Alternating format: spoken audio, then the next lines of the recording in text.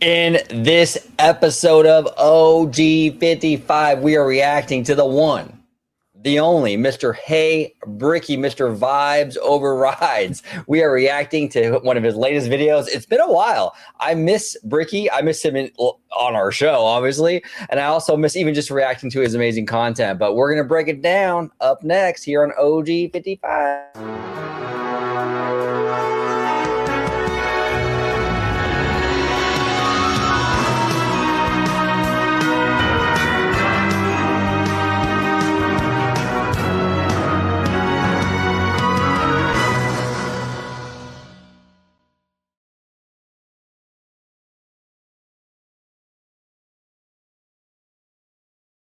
Welcome aboard, everybody, to another episode of OG55. I got the Italiano with me today. We are reacting to Hey Brickey, one of his latest videos from just a couple of days ago. We're going to talk about it. We're going to break it down. It's all about Disneyland Forward and a possible third park. George the Italiano, welcome back. Where can everybody find you on social media?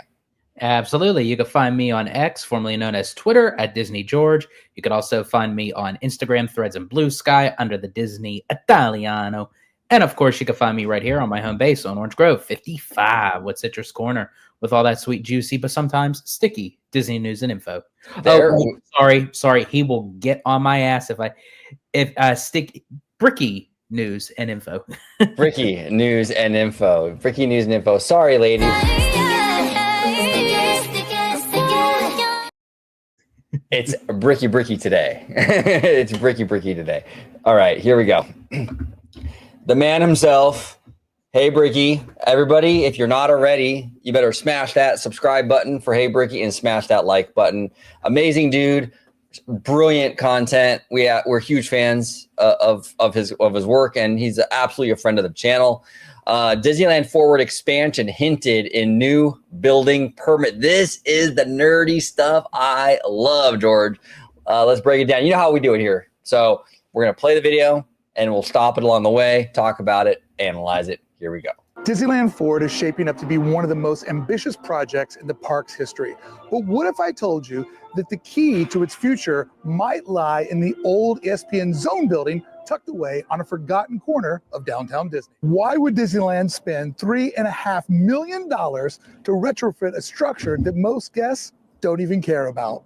Could this be a small piece of a much larger puzzle, and a decision that could possibly reshape the entire future of the Disneyland resort? Today, we will decode the permits Disney just filed and uncover what they might reveal about Disney's grander vision for downtown Disney.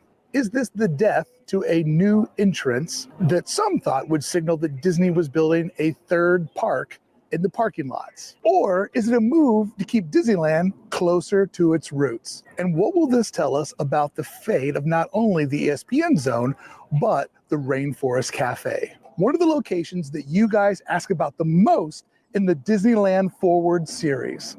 Brickey here, breaking down what permits. Okay, now, I haven't seen the video yet, so I might be getting ahead of myself, but the Rainforest Cafe thing is something where this is why I believe Disney is going for more of a universal, generalized sort of aesthetic when it comes to downtown Disney. So when you see something like, we just did a video reacting, our review for Soul Sister over there at the Parkside Market.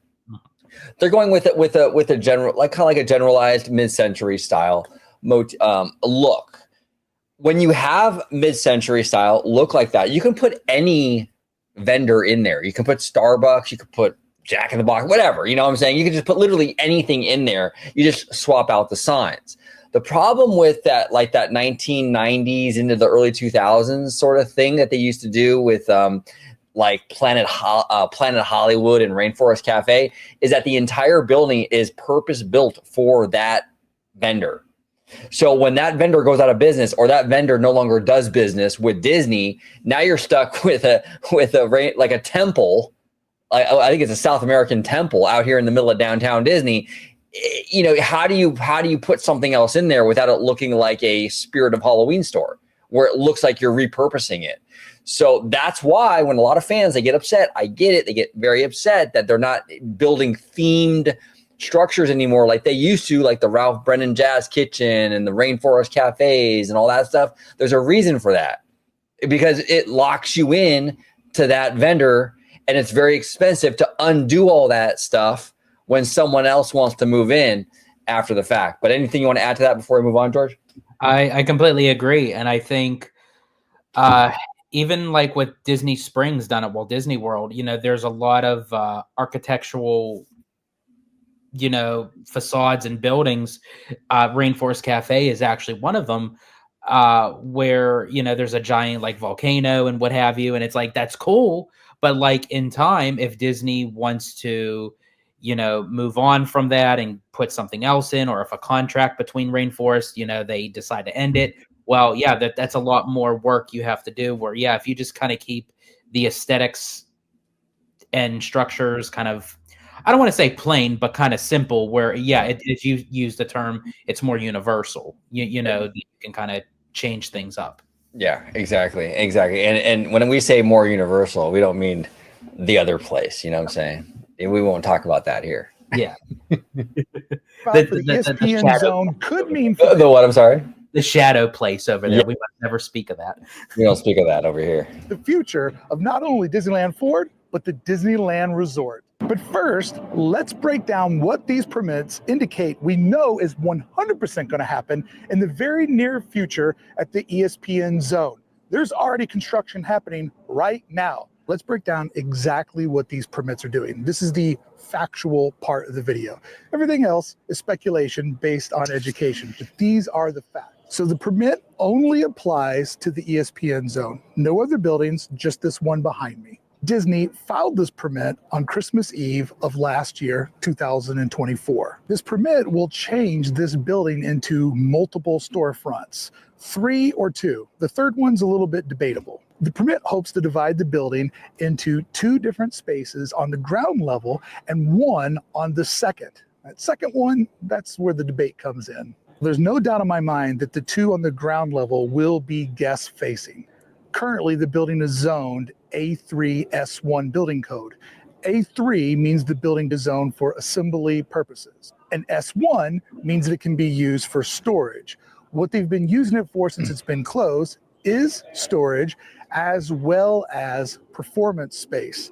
This is where they do training for all the shows. That's something that could be moved up the road to Fullerton, where it's way cheaper to have space. I know they like to keep everything in the bubble like Walt always dreamed, but I don't know if that's realistic with the current way this place is growing. So the new code is an M/F1. M is for the sell display of merchandise to the public. And F1, in this instance, doesn't indicate racing, it indicates a moderate hazard. Bakeries, food processing establishments, and commercial kitchens. So I think we could be looking at a retail space and some sort of eatery in this location. And I think a good indication that one of these might be food is they are going to add on 737 square feet of attached canopy. So there could be a small 700 square foot outside patio to eat, or it could just be a canopy that stretches along the side of the building to give it a little bit of Disney flair and to help people not be standing. Now, I just want to say real quick, let me go back. When he was saying about, give me one sec, here we go. Have space. I know they like to keep everything in the bubble like Walt always dreamed, but I don't know if that's realistic with the current way this place is growing. So the new code is an M/F1.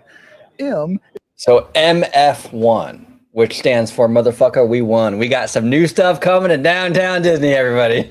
I had to make a joke. I'm sorry. And I cussed. I'm sorry. Direct California sun. This all comes to total $3.5 million, which to me is a pretty good indication that it's not a quick fix and it's something that they want to see here for quite some time. So what I couldn't find from the permit that was filed is any indication that that second floor would be available to guests instead of being used internally like the building is today. I can't really think of too many second floor only locations in downtown Disney. There is Ballast Point and the new restaurant. Both of those are second floor businesses. So it is possible, it's just not super common, because it adds in a lot of ADA restrictions that can kind of get pricey and make things not so efficient for a high volume location like downtown Disney. Now that's everything we know is going to happen. But let's get into the debate what all of this could mean for the future of Disneyland Forward and how Downtown Disney plays a role into Disney's most ambitious expansion of the park since DCA. So here's the big debate. Does Disneyland Forward indicate 2 additions to the existing parks? So this would become an extension of Disneyland, and this would become an extension of DCA. Or is there something else at play here? Would all of this around me become a third park all into its own? I have been saying in the Disneyland Forward series for a long time, I think the chances of this becoming its own park are absolutely slim to none. Not impossible, but not easy. I think what we're going to learn today about the Yeah, I agree with him. And we've done a lot of reaction videos to Brickey. We've had him on the show. We've talked about this. It would make that whole area a convoluted mess to have a park weaved in between all of this shopping. And then you also have it's weaved in between all the shopping and then the hotels. And then you have to have infrastructure for like the entrance ways to the theme park. And so it would just make a real big mess. Which would be silly to even try to shoehorn and finagle all that into this when you have literally 75 acres with a Toy Story parking lot to build a new park. It would be a more traditional theme park over there. It'd be much easier. Not without its challenges, obviously. Anywhere you build a third park, there's going to be infrastructure changes that you're going to have to make, but certainly cleaner. A lot cleaner of an addition than something like this. This would cause so many pinch points and congestion, and it would just be a mess, in my opinion. And the sight lines, I'm a stickler for sight lines, would also be an issue here because you're going to have the ugly Disneyland Hotel blue box towers looming over any park. I don't know. It's not my favorite thing. I hope that's not what they do. I agree with Brickey, though. I don't think when we get the third park, it won't go here. It'll go in Toy Story. But what do you say about that, George, before we move on? I agree with you agreeing with Brickey. I feel like, there's just, it would be an operation kind of mess. Again, as Brickey said, it's not impossible. Disney can handle anything, but when you kind of compare apples to oranges to making a third gate in all of the Simba parking lot as to oppose the Toy Story parking lot, which one would be more relevant to to handle as far as space goes? Yes, I would put the third gate in the 75 acres of the Toy Story parking lot, where people have the argument of saying, well, why would you put a third gate over there that's separate from the actual Disneyland resort? Well, sorry, isn't Universal Orlando doing it with Epic Universe? Yes, and Universal can actually kind of pave the way and kind of test and adjust that process for Disney. Mm-hmm. Because we're going to see when Epic opens in May of this year, how they handle that distance. And I think Universal is going to do a really good job at it. I do. I think it'll be successful with the back and forth. I do think there's a dedicated bus line and all this stuff. Something that maybe Disney could even look into. But that's going to be the blueprint potentially for any third gate here in Anaheim. Obviously, a third gate here in Anaheim is years away. So Disney has a lot of time to plan for it. And it's kind of cool that we're going to get a little bit of a test with this Epic Universe experiment. So we'll see. And not to mention, too, if they were to put a third gate into all of where the Simba parking lot is, there are certain structural agreements that Disney has to abide by, from the city of Anaheim with the residential area, which, again, they're going to still have to do that anyway with the expansion of DCA and Disneyland, but it could still kind of tie into an expansion process where if you have a completely new park, it can hinder where, if you want to have something more outdoors, for a third gate and what have you, that you're very limited to where you can place it because of the ordinance. Yeah. Well, yeah. And the thing too is that you've said it before, George, if you turn the Simba lot into a third park, you pretty much kill any future for DCA. Why would you do that? Why would you kill DCA's future with all this? I mean, really, after Avengers Campus, after these additions for Avengers Campus, DCA doesn't really have anywhere else to go. It's pretty much it, because you figure we're going to have Avengers Campus. you know, and you're going to have the Coco Dark ride, which could possibly take up the last bit of land behind the Incredicoaster. I don't know where Avatar is going necessarily, so I can't really say with that. I mean, technically, I don't know where Coco is either, but you know, it's likely to go in that Pixar Pier area. But the thing is that Avatar might go in the Symbol lot.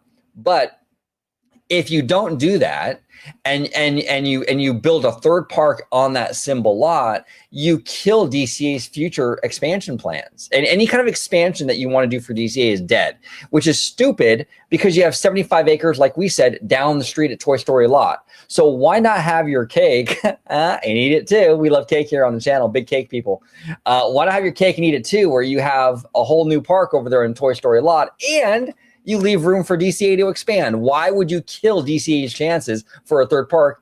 I'm sorry, kill DCA's expansion chances in exchange for a third park if you don't even have to do that. It doesn't make any sense. It doesn't. Yeah, because when you do that, it landlocks DCA permanently. Yeah.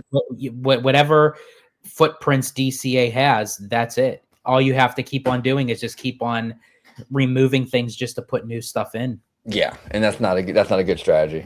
The ESPN Zone indicates my theory of expanding the 2 existing parks, making them truly 2-day parks, is the best play for Disney, putting $3.5 million into this location and not tearing it down, like many guests were wondering if that would be the next news. And over this next little bit, I will break down both sides of what would it mean if they did do this as a standalone park, and how would it work more efficiently, I believe, as extensions to the existing park. So let's go through some different bullet points that I have, and how this little bit of new news kind of cast a much larger shadow on all of that than what one might consider or think initially. Like, oh, big deal, ESPN's getting new stores. Very big deal, ESPN is getting a couple of new stores. Hey friends, exciting news. I'm launching something brand new, Magic Brickey, our very own YouTube channel memberships. Awesome. This is a chance to build something special together, a Disney YouTube community like no other. Members get instant access to the first episode of Hidden Brickies, a 24-minute behind-the-scene vlog where I break down not only how today's video was made, but I also share some channel secrets and goals for the new year. With multiple levels and different perks, there's hopefully one that's perfect for you. So please consider becoming a Magic Brickey holder today, and let's create some magic together. Reservations not required, no blockout dates. Not applicable at Universal, Knott's Berry Farms, Legoland, or SeaWorld. Some restrictions do apply. If you wanted to bring people down this path and into a third theme park, there's one major obstacle in the way. Imagine tens of thousands of people going from the south side of the new theme park to the north side. Now imagine it without this big building in the way, where you would have so much more room for people to effortlessly go from south to north. With that there, the pinch point is very extreme. Let me get past this security stretch here, because there's undercover guys everywhere and I know the rules, I'm never going to break them. But once we get on the other side of security, you have to think about what it would be like if this structure wasn't here. It was an open space to allow so many more guests to travel back and forth. The ESPN Zone kind of sits in the most crucial area, I think, for the third gate plan. It would make it almost impossible to get hotel guests, theme park guests, downtown Disney guests, all to flow in one area. Could be possible, but extremely difficult to make sense out of it, and almost impossible to make it truly efficient.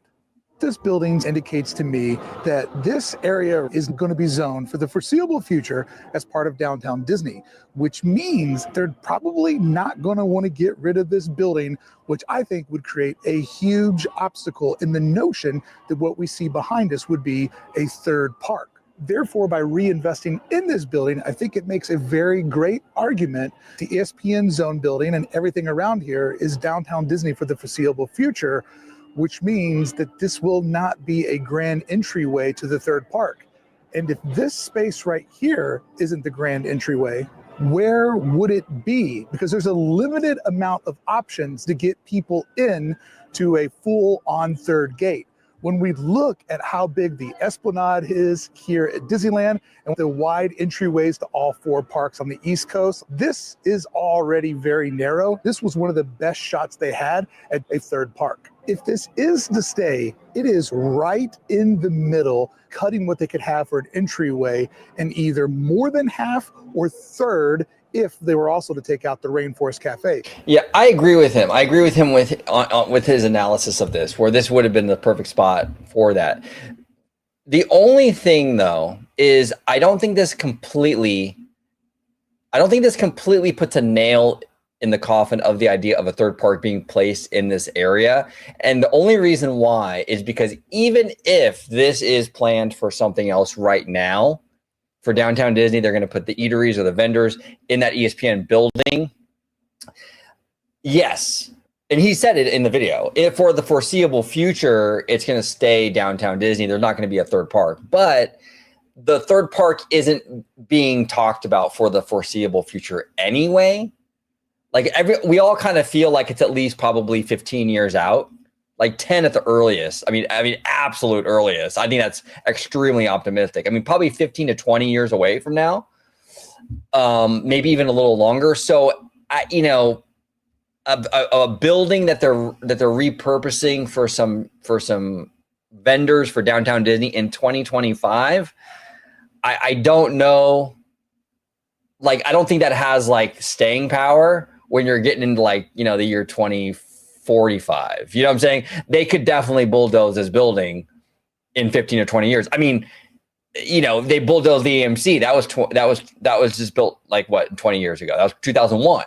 So fast forward 20 years from now, they could easily bulldoze this building. So yeah, I agree with him. Right now, the 3rd park is off the table, I think, right, for this spot. But I don't think that was on the table anyway anytime soon. You know what I'm saying? Does that make sense? Yeah, absolutely.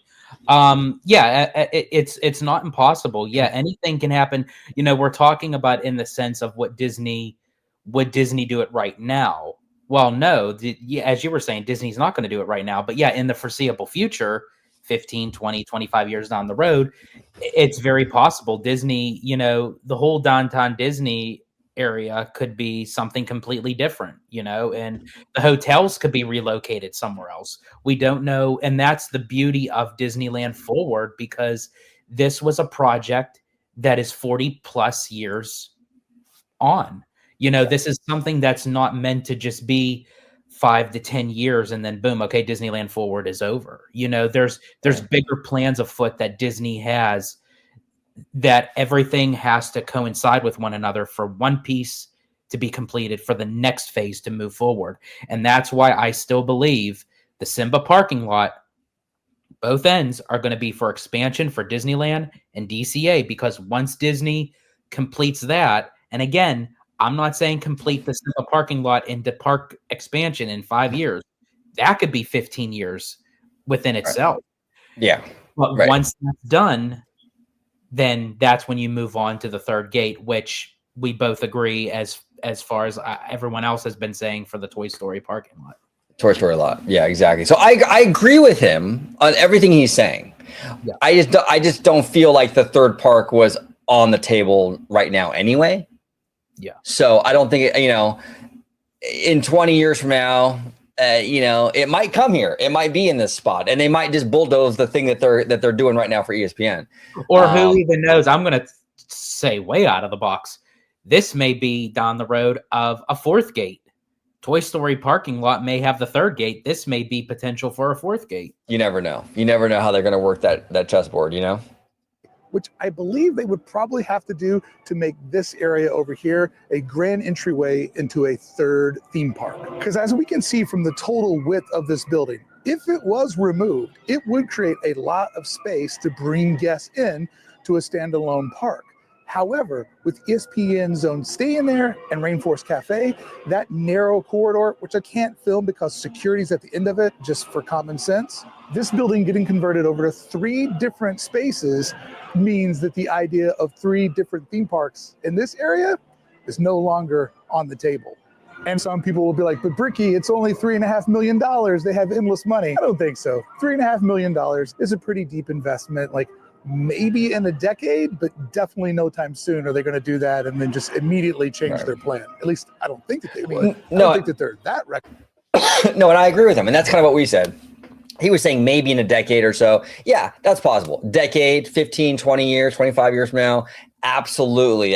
They might go in there and be like, hey, that we want this space for a theme park now. But anytime soon, though, in that foreseeable future, it's no go. He's right. $3.5 million for a downtown Disney building. It's a pretty significant, it's a good investment. With their cash. So just for a moment, let's pretend what it would look like if it was indeed removed. How much space are we talking about to get into a standalone park? And now for another moment, let's imagine taking out the Rainforest Cafe. Now you can see we have a pretty sizable space, but it's already tight.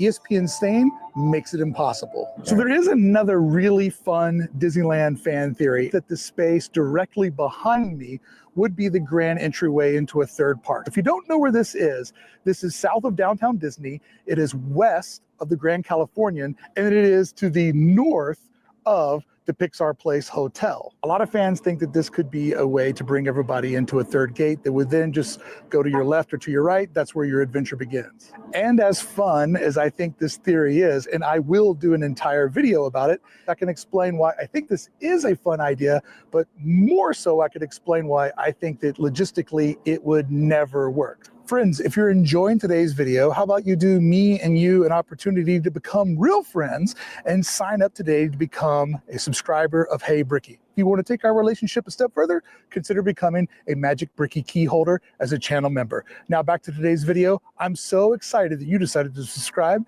to Hey Brickey and to become my friend and to keep going on these adventures with me. I appreciate you. Which we all know the Rainforest Cafe is now the Star Wars Trading Post, but I mean, it still kind of looks like the Rainforest Cafe, and that's how most viewers talk about it in the comments. So in my mind, it will forever be Rainforest Cafe. This is what you were saying. Like, no matter they turn it into the Star Wars Trading Post, but when you see something of how you're used to seeing it, it looks like the Rainforest Cafe is decorated in Star Wars. Exactly. That's exactly it. It's a Spirit of Halloween kind of situation. Whereas like the new Parkside Market, if Sip and Sonder were to go out of business tomorrow and they were to swap out the signage and put a Starbucks there, you would never know that was a Sip and Sonder. You know what I'm saying? And that's why they're not doing these purpose-built themed buildings. I get it. Like the diehard theme park fans, they don't like that. But from a business perspective, and honestly, from even an aesthetic perspective, it makes a lot of sense, because even if you cut out the business end of it, this is an eyesore that what we have here. They're redressing an old restaurant up with Star Wars now. It's an eyesore. You know what I'm saying? It's bad show. And I'd rather them not have to come across stuff like that again. So I'm personally glad that they minimized the theming, and they basically de-themed Ralph Brennan's Jazz Kitchen. It made sense, dude, because now when the next vendor moves in there, it doesn't look like they're repurposing the Jazz Kitchen. Exactly. You know, they're not going to paint the giant saxophone into like a baguette and turn it into a banh mi place. Okay. Like, I mean, let's be real. It makes more sense to have more of a minimalist kind of look with a lot of these buildings, so you can swap them in and out. Star Wars Trading Post is actually only using maybe 15 to 20% of the entire building. That little pandemic project, it's been a cool addition to downtown Disney, but I don't see that being the forever plan for such a big structure, which potentially could be in a super important place in the future. But food for thought. What if, just what if, the Rainforest Cafe were to be removed? A benefit of that is it is directly next to the monorail station, which the monorail station would be a very important part of connecting whatever's being built behind me into easy access to Disneyland. You take that one out, you have a bit of space, but I think the winning formula would have been to take out both of them. We'll see how all this shapes up over the next coming years. Major benefit I see to extending the two existing parks. Look at all this space behind me that could become a part of Disney's California Adventure. This space holds the keys to make DCA truly a multi-day park. Why is that important? You're going to sell more theme park tickets, but you're also going to sell more resort packages. Don't forget, the hotel customer is the customer that's spending the most amount of money. Everything they're doing inside of a day at Disney is most likely being spent on property, whether it's downtown Disney, the hotels, or inside of the theme parks. So making DCA a fully 2-day park means more tickets, more hotel guests. Exactly. And here's the thing, like I said earlier, you get your cake and you eat it too, because you're expanding DCA, like Brickey's saying. He's absolutely right. Now you make DCA a 2-day park, and you're not even forfeiting the third gate, because you can still get the third gate. You can just put it over there in the Toy Story lot. So you get a 2-day DCA now and a third gate. If you build the third gate in this symbol lot in between all these hotels, you completely kill DCA's possibility of becoming a full 2-day park. And not to mention too, right now, and don't get me wrong, I love DCA. Yeah. I love the transition of how it grown and expanded already from the DCA 1.0 that we knew from 2001. You know, it came a long way, and I want to see it to continue to grow and expand. And that's why, yeah, they have to keep the symbol lot open for that notion, because you would then landlock DCA, but also too, the price, not even just selling tickets, but it's also the price range for the tickets. Right now, as I said, I love DCA, but I'm sorry, it is not the price value that it should be of what you spend over at Disneyland. I'm sorry, it just isn't. Yeah, well said. But you expand it, then it would be worth it. Right, exactly. It's everything they're looking to accomplish. And with DCA costing the exact amount as Disneyland, it has an unfair advantage competing with the legendary 1955 undefeated OG. But it would also help sell tickets at the Pixar Place Hotel at a much higher rate if that hotel had true theme park entrance into some sort of Pixar themed land right behind us. The downside to making a third park is there's just not a lot of room to get people in and out of it. I'm standing on the edge of the biggest parking lot, but how do you get people from that parking lot down this tight corridor over to the parking lot outside of the Disneyland Hotel? Could it be done in an efficient manner? That part is debatable. It would take a lot of rerouting hotel guests, theme park guests. There's concerns about how you actually get people to this point. How do you get here? You can't do trams, you can't do buses. There is a monorail, but where would people get on the monorail? There would be an insane amount of logistics if they tried to make this the most convoluted park in Disney history, especially when the perfect place to do the theme park is an area that's already zoned for theme park now, which is the Toy Story parking lot. This is something I've covered in great detail. I'll continue to cover it because I see some teases of what kind of IP Disney is thinking about putting in that third park. They could make something that is imagined to be a little bit different than the two options they already have. Oh, for theme sweet park baby yet, Jesus, for numerous practical reasons. On the case, Well, I mean, Simpsons, yeah. I mean, I've on the record many times. I'm not a fan of like a big Simpsons land. I'm not opposed to Simpsons in the theme parks necessarily, which would be my idea for Simpsons would be more or less like an Oogie Boogie Bash, like Treehouse of Horror kind of thing, utilizing Simpsons. I wouldn't mind a Simpsons attraction, maybe in Hollywoodland or something, right? Like a standalone ride. I don't know, a giant Springfield again. I think Universal did the best that they could with that property. I just don't think that's a property that translates well in our real world theme park environment. It's very 2D, very flat. It works for primetime TV, you know, but it doesn't really work in a theme park space. It's just not a really a compelling environment for people to want to visit. Now, there's a possibility they do it in a really creative, kind of cool way. Maybe they're not going to go beat for beat Springfield. Maybe they'll do something different. I mean, I don't know. That'd be kind of cool, but I don't know. It's interesting, but we'll see.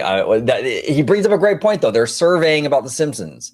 They are surveying about theme park stuff with The Simpsons. So Disney might be considering that, and it might be something that shows up in that third park eventually. Of extending the theme parks for Disneyland, the big winner here is Disneyland's pretty full already, but putting a Fantasy Springs type situation in this parking lot creates the ability to make the Disneyland Hotel even more lucrative, making this literally a keyhole or portal into the Disney Fantasy. Could be amazing for what they could charge for that hotel. I think that fruit is too tempting to pass up. They could also make this sort of exclusive hours to that hotel or do some of the perks that they did out in Tokyo. With Fantasy Springs, where only certain guests were allowed to explore that area at certain times. If this becomes a third theme park, it has to be available to all third theme park guests at all times. Making it an exclusive part of Disneyland gives them the availability to really add on the Disneyland hotel perks. I think that fruit is too sweet for them to resist temptation on. I do have to say really quick, that would be very creative if they went that route. However, I've heard they had a lot of issues. Tokyo had a lot of issues with that, doing that with the Fantasy Springs, where it was only available to the hotel guests or like certain like reservation times and all that for the entire land. I mean, we have issues like that now with the virtual queues, just with individual attractions. To do that with an entire new land, that it will probably get blocked out quicker than you can click your finger.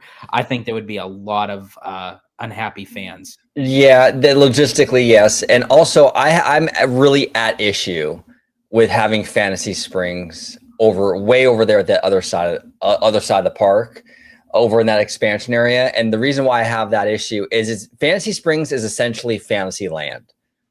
It's essentially the same theme, essentially. I mean, all those properties that you would fit in there, Rapunzel, Tangled, Frozen, Peter Pan, all that stuff is Fantasyland stuff. So to have Disneyland have another Fantasyland at the other end of the park feels like a huge redundancy to me. You know what I'm saying? I personally wouldn't want that. If you're going to do Fantasy Springs, then put it in the motorboat cruise area and have it as part of Fantasyland. It's all part of Fantasyland. Then I'm fine with that. But to have it separate and way over there by the expansion pad, then you're dealing with basically another Fantasyland, and I don't really like that. That's kind of weird for me. Now, here's the thing, though. If they're hell bent on bringing Fantasy Springs here to the States, which I'm totally cool with because I think it's a beautiful area, then what they could do, and this takes a little more working, if you do the theme change for DCA and it becomes Disney's Cinematic Adventure, then you can have a Fantasy Springs as part of DCA's expansion, because now the theme of that park is movies and IP. You can do anything, dude. You can have Moana Land over in that park now. You can have Villains Land. It opens up a whole new world, no pun intended, for DCA now. But to have it in Disneyland and to not have it connected to Fantasyland just feels like another Fantasyland to me. And I have been diagnosed, okay? I'm not just saying this, diagnosed with OCD, okay? And that would bug the shit out of me as an OCD person to have those two lands being so similar in separate areas of the park. It already bugs me enough that Star Tours exists and we have the 15-acre Star Wars land across the way. Hate it. Knows what the future holds, but we can guess what this new announcement means for the near present of Disneyland Forward. My bet is that the two parking lots to the west of the existing theme parks will eventually become part of those theme parks. Meaning, I wouldn't put my money on a third gate being built over here. Yep. I would assume we'll see a bigger Disneyland and a bigger DCA in our big, bright, beautiful tomorrow. Friends, I hope you enjoyed today's video. I would suggest checking out some of my other Disneyland Forward videos where I'm trying to put together all the pieces of where Disneyland is going. We study the past so we can better predict the future. Thank you so much for showing up. I appreciate you. And thank you to all my Magic Brickey holders. I appreciate you. Magic Brickey holders, make sure you subscribe to Hey Brickey. Make sure you become a member. Make sure you become a Magic Brickey holder today. And Brickey, big shout out. Want to thank you again for an amazing, amazing video. We love this stuff. That it gets our nerdy, creative juices flowing. But George, any kind of final thoughts before we skedaddle, sir? For the most part, yeah, I agree with everything that Brickey was saying, as you were saying as well. And again, I absolutely love reacting to his videos, his content. He does amazing work. He works really hard at it, and I'm happy for him on his achievements and goals and milestones that he hit after 2024, moving into 2025 and beyond. So this is just the starting point for him. So very, very happy for him. And as I said, I can't wait for more content to come out, because more content for him also means more content for us to react to it, and I absolutely love it. Absolutely. We love this stuff. We absolutely love this stuff. Thank you so much for watching this episode of OG55. Comment down below with all your thoughts on everything we discussed today. Third park, downtown Disney, all that stuff. Right now, we're going to pivot, George. We're going to pivot to the Queen, and we're going to close this out. Thank you all so much for watching. It's good to be back. We're doing videos again. Here we go. We're going to pivot. I'ma let you pivot. There we go. We pivoted. Here's the Queen. Thank you for watching OG55. If you aren't already, consider becoming a member today.